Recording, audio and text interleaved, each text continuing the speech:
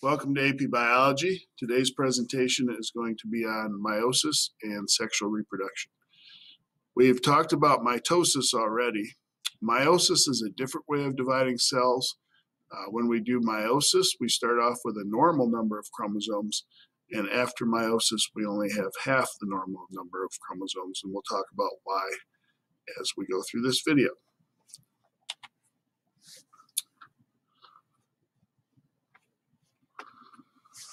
So, some cells will reproduce through mitosis or similar processes. Bacteria, for example, all do what's called binary fission, and it's basically reproducing clones of themselves. So they basically make a new copy of themselves, and you end up with two copies of the original bacteria. A lot of protists, like amoebas and parameciums and euglenas, and they'll go through that same process. They'll go through mitosis and create basically clones of themselves. Yeast does the same thing. So they reproduce through asexual reproduction. They don't have a partner. They're just dividing and reproducing. A lot of slightly more complex organisms like Hydra will do asexual reproduction by budding. So you can see in this picture right here, a new hydra is starting to form on the side of this organism. It'll get a little bit bigger and then it'll plop off and you got a new hydra. Even some fairly complex organisms like desert whiptail lizards will go through processes called parthenogenesis, where eggs will develop instead of going through meiosis and producing eggs that are going to be used during sexual reproduction. The egg will go through mitosis and just start the process of producing an organism. So there's lots of organisms that do asexual reproduction, but 99% of us are going to do sexual reproduction, and there's a reason for that. We'll talk about that in the next couple videos. All humans and other sexual reproducing organisms are going to have pairs of chromosomes. Okay, you get one chromosome from your mom, one chromosome from your dad.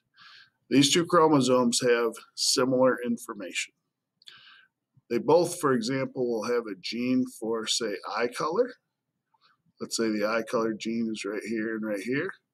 But one might be brown eyes and one might be blues. One might dominate the other, and so what you look like is just one particular color, even though you have two separate genes for eye color.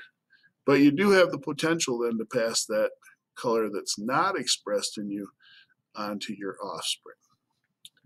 The difference between a male and a female human karyotype, okay, would be basically a female is going to have two sex chromosomes that are the same. She has two X's. A male is going to have an X and a Y. Other than that, our genes are basically the same between males and females. So what does homologous really mean? It means same information. It's not identical, okay, but it's very similar. Each one of those genes that are different from one another, these alleles that are different from one another, usually only differ in a letter or two. And so 99.99999 per whatever percent of the DNA on these two chromosomes is basically going to be identical to one another. But those few differences are going to cause different appearances and different characteristics inside of your body as well. So why do we need to do meiosis? Why do we need this process of meiosis? Well, if we didn't have a way of reducing the number of chromosomes prior to cell division and sexual reproduction taking place, we would end up with double the number of chromosomes every generation. If we started off with 46 and made egg and sperm that have 46 and they came together, they'd end up with 92. And then the next generation would have 184. And then the next generation would have 368, and so on and so forth. So you get the idea.